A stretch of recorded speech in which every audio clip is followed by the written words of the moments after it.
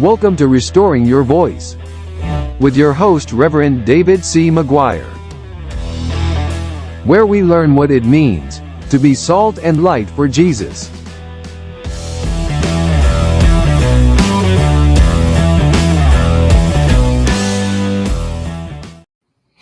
Alrighty, everybody, welcome to Restoring Your Voice. That's right, you heard it, where we learn what it means to be salt and light. So it was supposed to be done yesterday, the show, by the way, but somehow my keyboard broke. Anyway, the USB plug where it plugs into my computer and that port as well, both broke. On the day that I wanted to get this show out, it broke. So I had to order a new keyboard, waited for it to come, and now here we are. So welcome everybody. You say, what does this mean? You may have seen Project Salt and Light. Well, that's really what it means. What the crux of the show is. This is what I firmly believe that the Lord has showed me, talked about what does the nitty gritty, when we think about restoring your voice, right? How does that and salt and light come together? Well, I firmly believe, and I've been saying this for years, is that, how goes the church is how goes a nation. And for many, many years now, not just in America, by the way, but in different parts of the world, where we no longer know what it means to be Christian, and where the label is so easily slapped onto other people or groups, organizations, with ease. Anybody can say, well, I love Jesus, or I'm a Christian, and we blindly accept it. And those who are saying it, welcome, Richard. Those who accept this, I think I firmly believe we have compromised on the biblical standard of what it means to be a Christian. And it's not my definition I'm going off of, or somebody else's definition, or what's written in a book here in a comment. Simply, what did Jesus tell us? Now, that's what we're going to talk about today. All right. I don't know how far we'll get into away from, into the book of Proverbs and so forth. But just know that this is the crux of restoring your voice. Is what does it mean? Restoring the title of Christian, restoring the very name of Jesus in our lives. What Jesus do we even believe in, really? Many people say, I believe in Jesus. Okay. Many people say, like the show The Chosen. Well, it gets people interested in Jesus. But which Jesus? Okay, what Jesus are we going after? Is it the Jesus made in our own image, the Jesus of The Chosen, or the Jesus of that denomination over there? Or this? What is it? What is it? Well, let's see. Hopefully this will work. Put this up on the screen. Now I'm going half and half. Here we go. Let me change that around. And I know a little bit half here.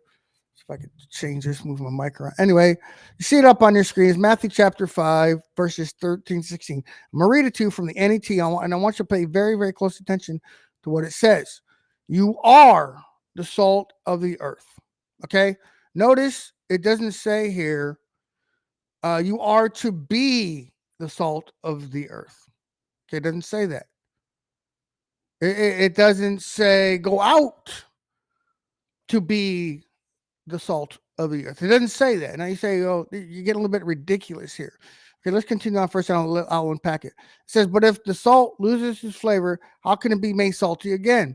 It is no longer good for anything except to be thrown out and trampled by people. Okay? It says, you are the light of the world. A city, another, again, it says you are. Okay? It doesn't say you are to be. It says you are. You are the light of the world. A city located on a hill cannot be hidden. Cannot. It says it firmly, right? These are the words of Jesus. People do not light a lamp and put it under a basket, but on a lampstand, and it gives light to all in the house. Pay attention to that. in the same way, now he said, let your light shine before people so that they can see your good deeds and give honor to your Father in heaven. So let's unpack this. Okay. It says you are. So first point is that Jesus here on the Sermon on the Mount is clearly speaking to believers, because a believer is not the light of the world. Remember, think about John 1, and it gives a description of Jesus and him, and it says that the light came into the world, and remember, the world couldn't grasp it. They couldn't understand, because why? The world is in darkness. Remember, those in and of there are those in and of this world, of their father, the devil. In other words, those who are outside of Jesus Christ, those who are outside of saving faith. But Jesus is talking to all believers here. Okay, I know people will say, "Oh, this is the Sermon on the Mount," and I don't think we really quite think it through. That Jesus was not there talking to unbelievers. This was not a sermon to come to salvation. This entire Sermon on the Mount is geared toward those who are believers, to telling us, whether Jew or Gentile, how to live, how God wants us to live from. This is his holy standard for us to live. This is what we're supposed to produce. This is what we are to be. This is what we're to do. This is what we're not to do. If we do this, we are no longer a light, right? After this saying, it continues on more. It continues on into, I think it starts with adultery, and then it goes into hate and other things. Did you catch that? So we are to be these things. We are to be salt. We are to be light. Okay, we are to be that flavor. In other words, we are to be those that impact those around us.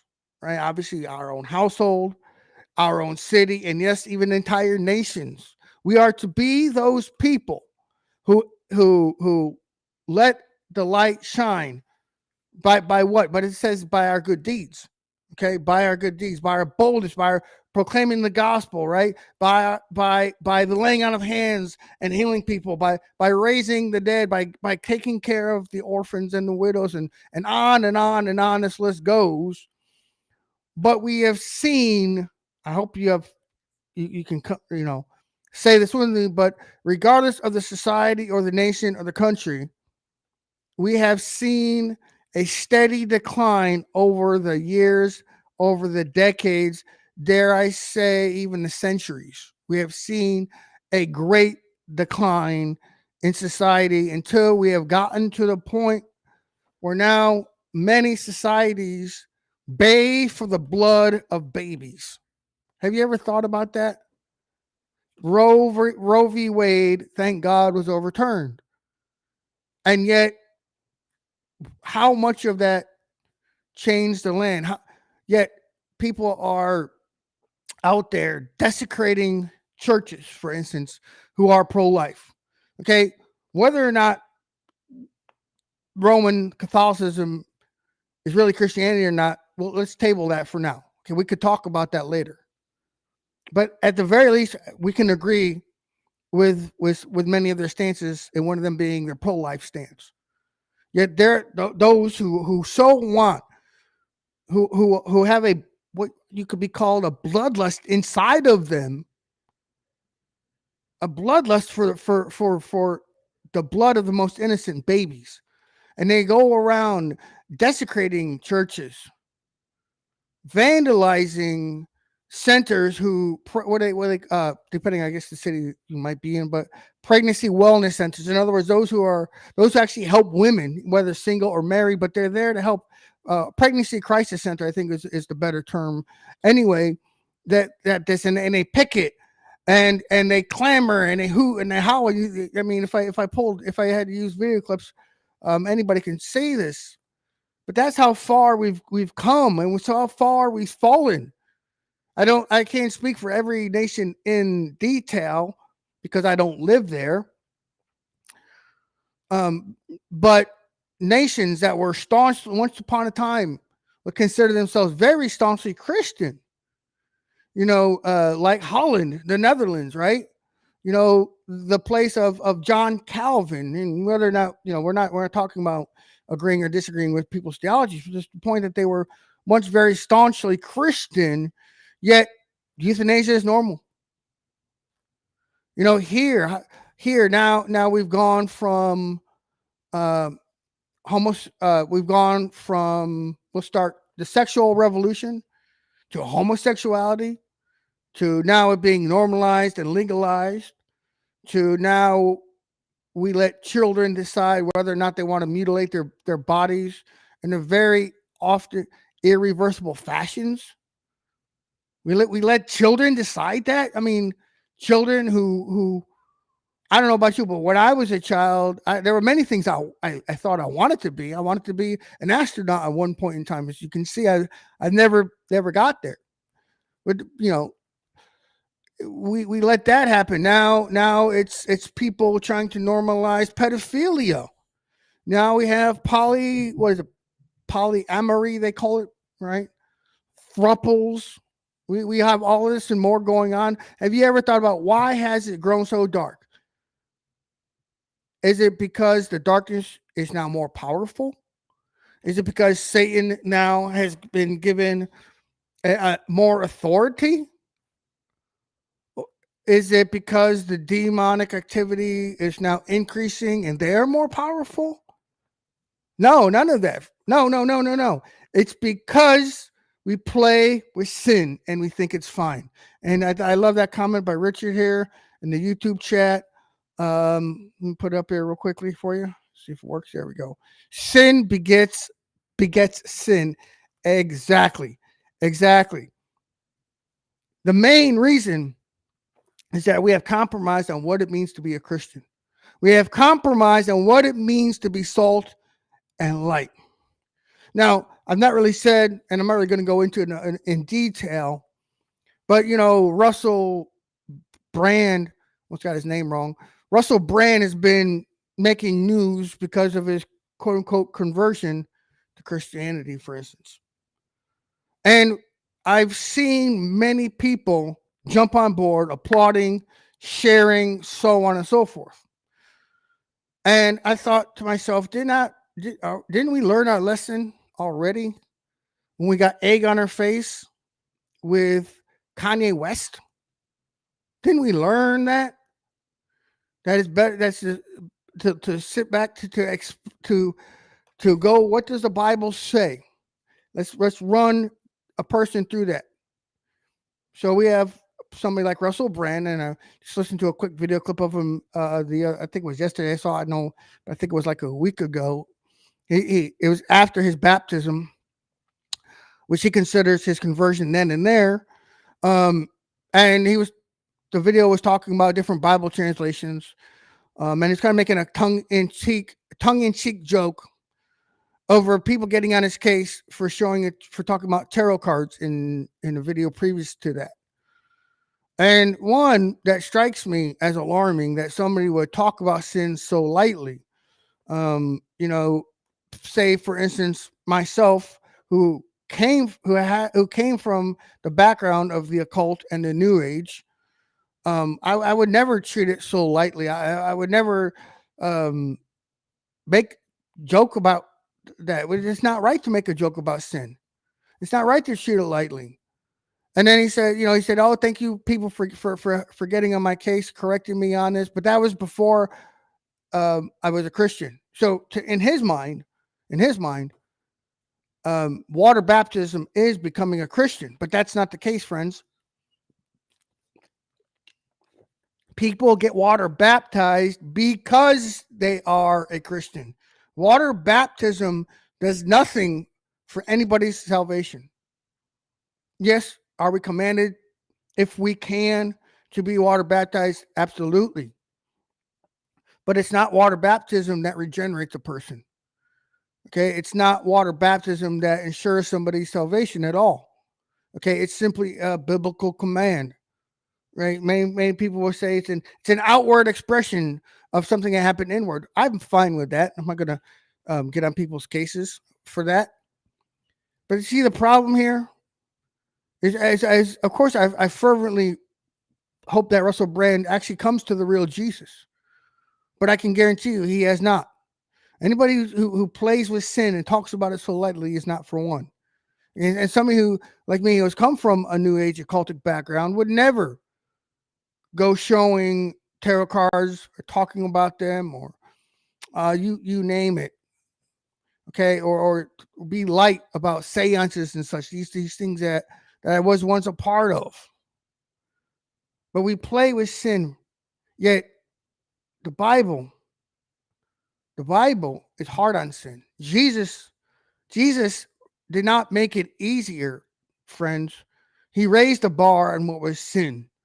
At one point in time, all of these outward things were sin, but then Jesus said, no. This is the standard. Before, okay, I met my people, okay? But now that I've come, right, because Jesus, in him is the law and the prophets is fulfilled. It's not done away with. It's not abolished. It's fulfilled in him. And he said, now it's me. I am. Look at me. Look at me. Okay. You don't even look at another woman or person and lust after them. You don't do that.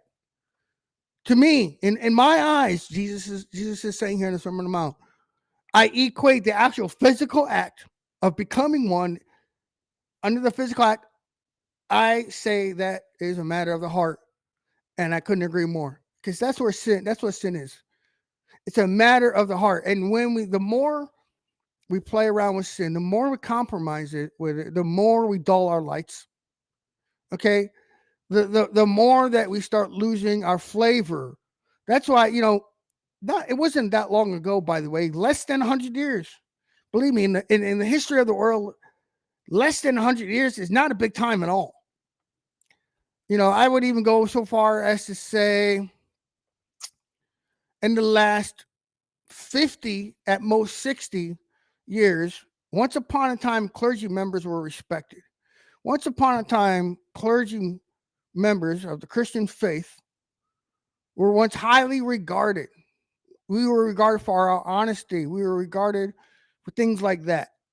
Okay. But now we are held in suspicion. We are even held in contempt. Can we blame people for that, honestly?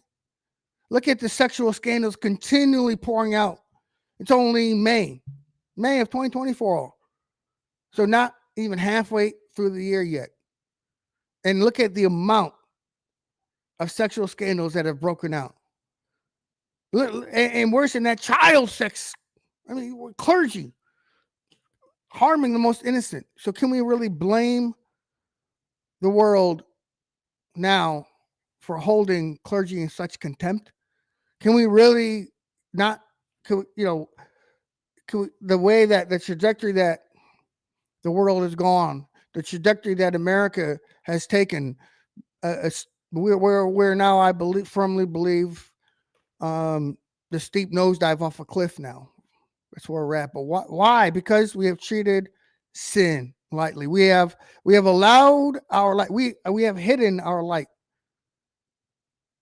Yes, I believe that God is patient, and yes, I believe that He's long suffering. I firmly believe that with all of my heart, as somebody who is a recipient of that every single day. Where there are times that I mean, of course, God being God, but had every right to strike me down and take me out. Okay, I believe me. But that doesn't mean I'm going to play around with sin. That doesn't mean just because it does happen, not some major egregious sin that would disqualify me from what we're talking. But the point being is we don't play with it. Let's I was going to put it on the screen, but I was looking at Proverbs. Let me tell you from the Bible, and I would highly recommend reading Proverbs 2, 3, 4, and 5 if I were you. Okay.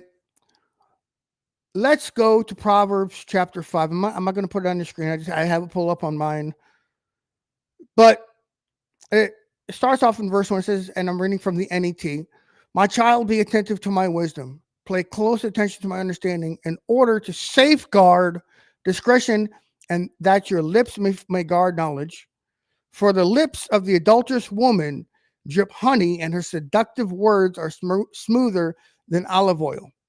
But in the end, she is bitter as wormwood, sharp as a two-edged sword. Her feet go down to the death. Her steps lead straight to the grave. Friends, that's what happens when we play with sin. This is the end result of playing around with sin. This is the end result of compromising. This is the end result, friends. Okay? This is what happens when we say, oh, don't judge, or we can't judge a person's salvation. Absolutely, we can. By the fruits. By their fruits you shall know them.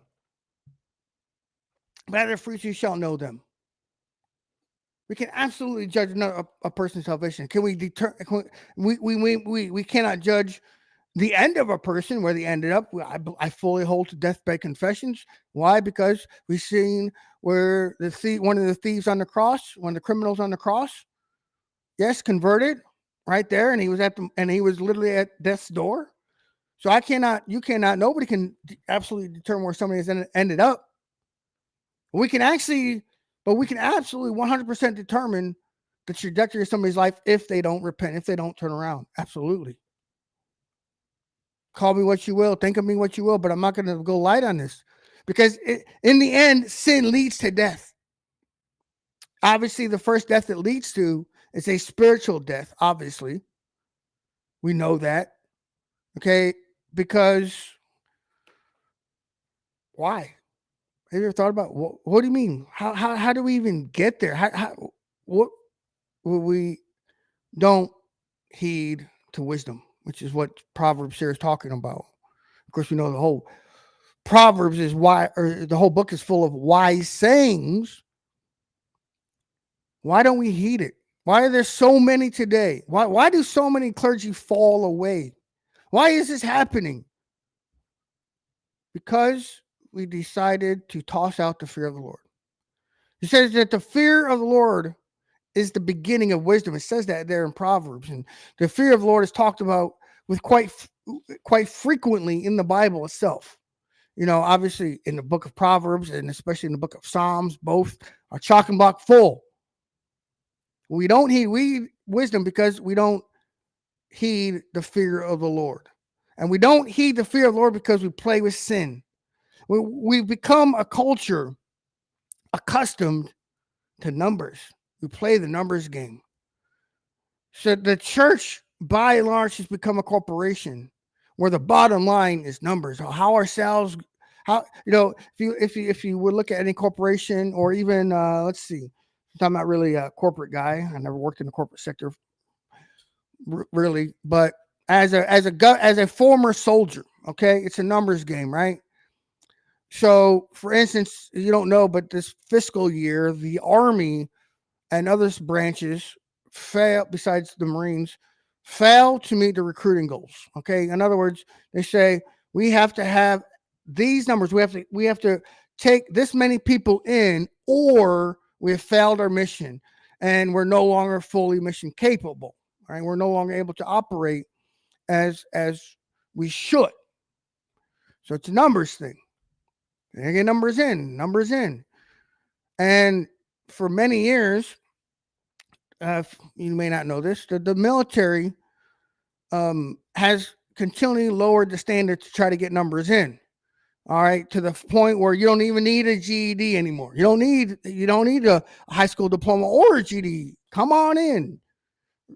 So, and then among many other standards they have lowered. But what is that doing to the force, to our military force overall? It's diluting it. Okay, it's diluting it. Let's see. I try to think of something that you would drink that has a very strong flavor, and the only thing that comes to mind is right now alcohol. Okay, I'm not saying whether I drink or not, or you drink, or that's not here. But there are certain alcoholic beverages that have a very, very strong flavor, and many people cannot drink them as is, and they put water in there or ice in there, especially, right? Sorry if this is the only thing I can think of off the top of my head, But another way is, how about spaghetti sauce? If you ever cook pasta, right? You make tomato sauce, and what do you put in tomato sauce, right? Too, you have to put something in there to cut down the levels of acidity. Some people put carrots in there, some people put sugar in there, but either way, the sweetness of of what is put in there is put in there with the intention of diluting the acidity in that. Okay, we do the same thing. We've done the same thing with our military force. Okay, and there's a reason why people aren't staying in. By the way, if you don't know, people like me, I would never. I mean, I'm a 20-year veteran. Yeah, as you can see, I'm a combat veteran too. But I would never tell my children to join the military these days. But the point being um is that this is the way the church is. We want to grow the church. So we think numbers equal quality. So we've taken quantity and we've taken quality and we have combined the two to mean the same thing. And I've talked about it recently and I'll say it again. If I hope you attend church, notice, for instance, the women coming in. It's sad to say, but it pretty much encompassing the scripture I mentioned, the adulterous woman. A woman who goes around showing her goods off is an adulterous woman, no doubt in my mind about it. No doubt. No doubt in my mind whatsoever. And they're allowed into our churches without the leadership batting an eyelid. And I can't speak for every single church. I mean, there could be lots of different things that we allow in there. I mean, I guarantee that there are leadership teams that know of the character of their leaders, but because their leaders are so charismatic, in other words, they're well spoken, man, they have a presence on the stage. I'm not talking specifically about the charismatic Christian in terms of the gifts of the Spirit. I'm talking about stage presence, drawing people in, captivating people, holding their attention, stirring, things up. And this goes across the board, across denominations. This goes across beliefs, cessationists, continuationists, everybody does this. Everybody is guilty of this. Why? Because, and then we play with sin. But that's not what it means to be salt and light. Read the Sermon on the Mount. I don't know how many of you have actually studied, not studied with the purpose of the word escapes me now. Anyway, but just for head knowledge, but study it so it applies to you. That's the word I was looking for. Academic. No, I'm not. When I say study parts of the Bible, I'm not talking about in an academic fashion. Well, you can break down this in Greek and you can break down that in Hebrew and whatever else. No, I'm not talking about that. Because you don't need to know the Hebrew or the Greek for the Bible to have an effect on you. It's written and translated in English, and many people all over the world, all the time, read the very words on that page in English. And yet it cuts the same in Hebrew, and it cuts the same in Greek or Russian, whatever language it's translated into. Because the word of God is living and active and sharper than any two-edged sword. This text is more than a text, more than just another holy book. It tells us you are salt and light. So that then shows us that we affect those around us for good or for bad. For good or for bad. We have an effect. And the Bible says what it says, and it means what it means. And God has set up an order for a reason for us to look at and say, yes, I must. Not for us to reason away and come up, well, maybe this. And it was for that time period. And in the context of that, let's read. No, what if we just took God's at his word? I know, crazy notion I put out there. I know it's radical. Okay. taking God at his word in the Bible, what it says, simply applying that. I know, crazy notion right there, right? But we have decided to play around. And you say, oh, you're being legalistic. No, I'm not. Do you not see the negative impact we have had on our culture now? To the point where sin is celebrated and grows with increasing frequency. I would even go as far to say as exponentially in America and all over the world. Where, like I talked about, just using abortion as an example, unfortunately, the overall impact of Roe v. Wade being overturned has actually, unfortunately, had a very small impact. Why? Why is that? I mean, it's something obviously I think all Christians celebrated. We should have celebrated that it was overturned. But it starts with us, it starts with you, it starts with me. We have a lot of filth and junk out there, and oftentimes it's cleverly disguised. As an example, what I mean by cleverly disguised, the age restrictions on a programming, whether it's the TV, they have TV 16, all the way up to TV mature now, PG 13, and you think it's rated for a teenager. What should be able to say for me to watch it, right? I don't know about you, but I've done this. I think it would be okay for me to watch, especially for maybe a sci-fi show. I really love sci-fi, for instance.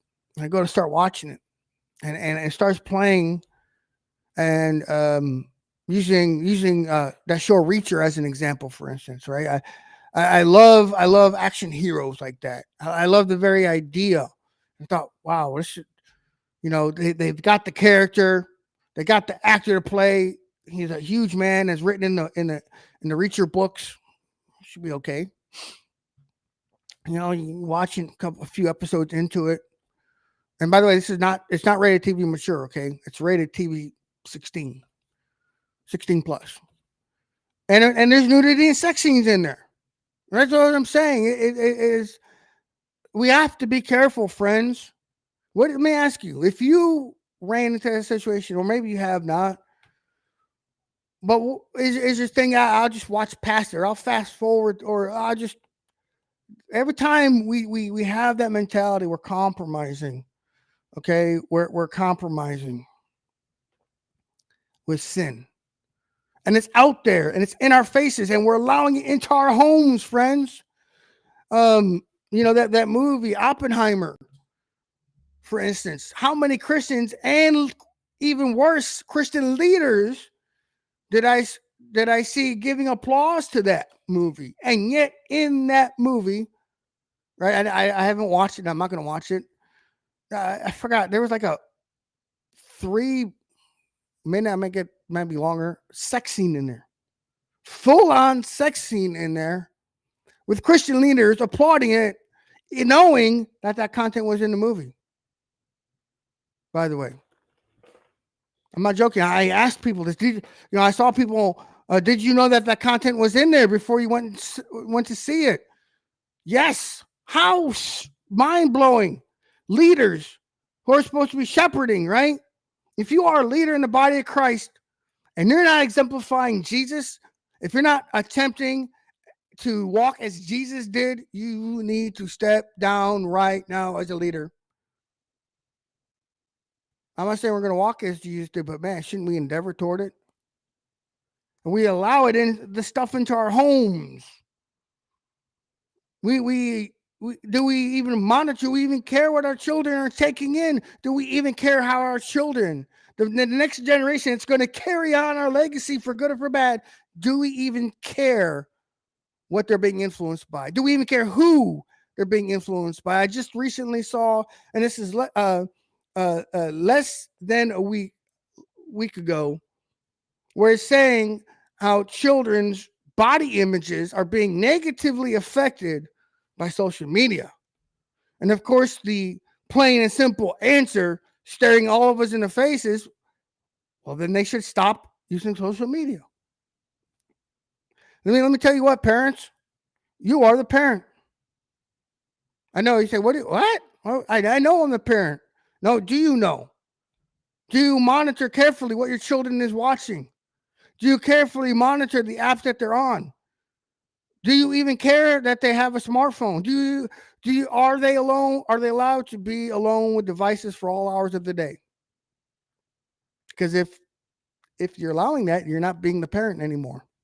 You're allowing that child to run the roost. I mean, how sad I've seen a video collage, a video.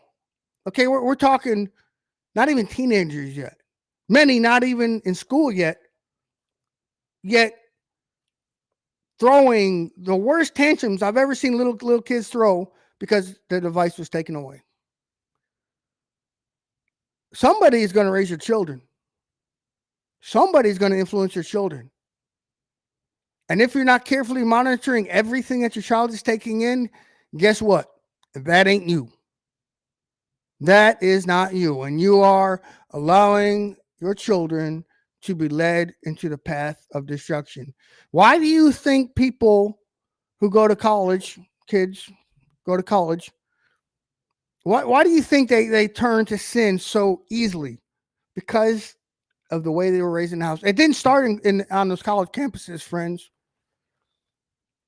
Because if that was the case, if what happens on college campuses and what professors are teaching, and I understand so many are liberal, and I've seen the data, I've read the articles, okay, how many people who are now graduates of Ivy League schools like Harvard and such, how that now is a disqualifier for those going seeking jobs, and many corporations are saying, no, we're not going to hire those people from those Ivy League.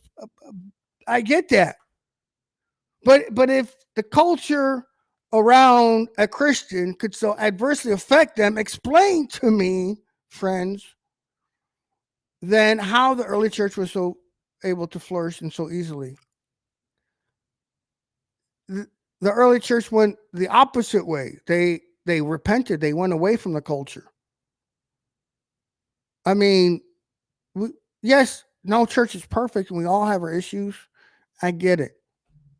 However, that is not an excuse. Okay, that is not an excuse. And the reason these children are going to universities and turning to sin is because that's what they turn to in their home first. That's what was allowed in their home. Let me tell you, friends, being salt and light is more than just words, though. It's actions. I think if we could wrap up salt and light, would be actions. We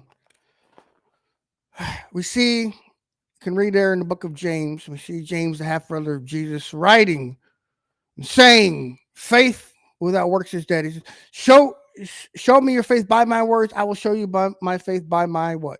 By my deeds, by my actions. We can talk all day long, my friends. But when we act contrary to what we say, we start to plant the seeds of wrath. We see in the Bible that it warns us, fathers, do not provoke your children to wrath. You want to know where that begins, fathers? Fathers who are an absolute necessity. And I think I'll have to I'm looking at the time right now. I don't have enough time to get into the impact fathers have today. But fathers, you know how to lead your children to wrath? You want to know where that begins? All right, it begins when we say one thing and we constantly act a different. When we say one thing and we set a different example, an ungodly example, you pick it, you name it. You know, there could be dozens and dozens of things we talk about. But you're going to lead your father, dad. You know, we just passed Mother's Day. We have Father's Day coming up in a month here.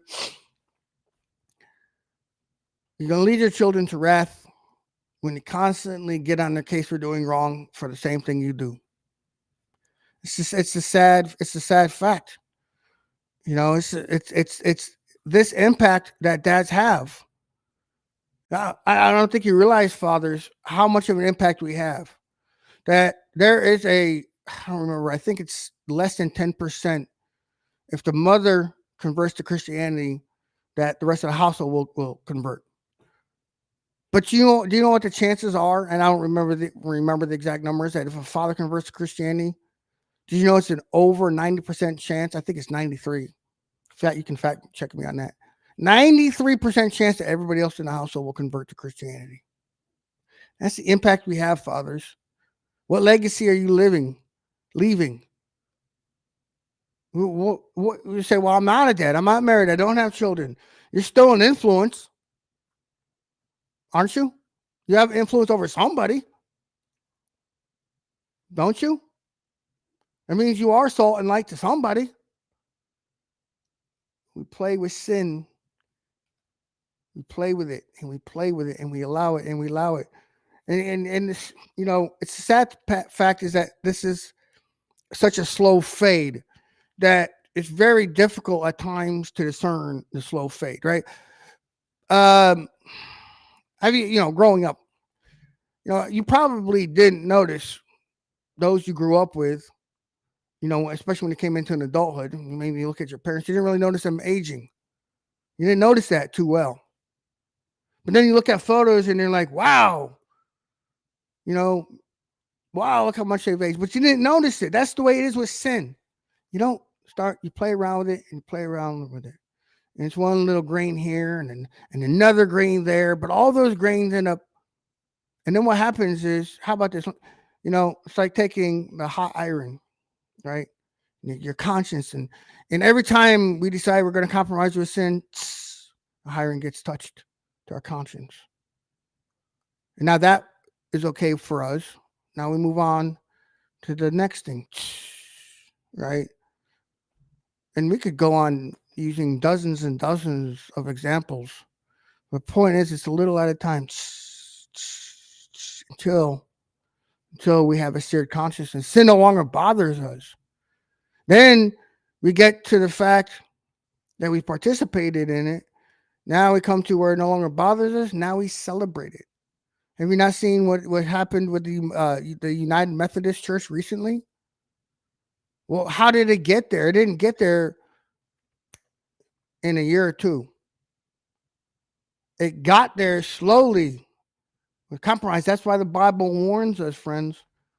Do not give the devil a foothold. He is looking to take you out. He is looking for every way to take you out. He wants to discredit you, especially if you're a leader and you're listening. He wants to take your character and say, ha ha, see that? Just evil all along. See those clergy members? And every time we give in to this stuff, and every time another clergy falls or another Christian is exposed, all we do is reinforce the view of Christians and Christian clergy members to those watching from the outside in. I'm not going near there. No, let me go over here to that. Let me go over here or there instead. Why? Because we've pushed them that way. It's very, very serious. You say, well, you've prophesied about America. I know I did. You said God is judging America. I did say that. You say the nation. Yes, I understand. But though America is like the Titanic, does that mean we're going to let people drown? Did they not make every effort aboard that ship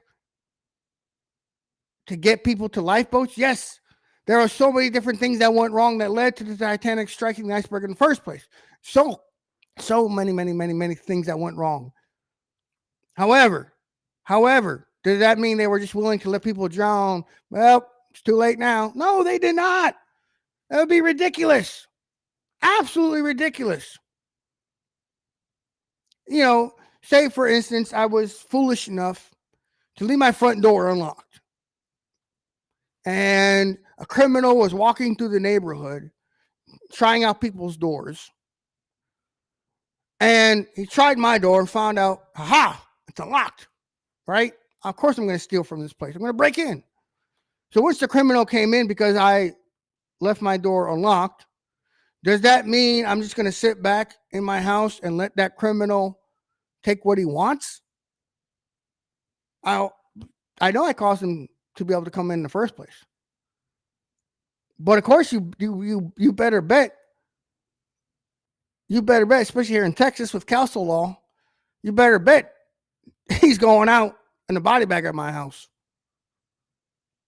We need to do that with sin. Sin. You need to treat sin as it is. And sin needs to get out in a body bag. And until Jesus returns, let's make a decision right now. Let's make an agreement right now. We're gonna do what we can to affect the culture. We're gonna be different. We're actually gonna be salt. We're actually gonna be light. We're not gonna be like those in the darkness. We're gonna be in this world, but we're not gonna be of the world. Can we agree to do that together? So as you can see, this is the trajectory of the show.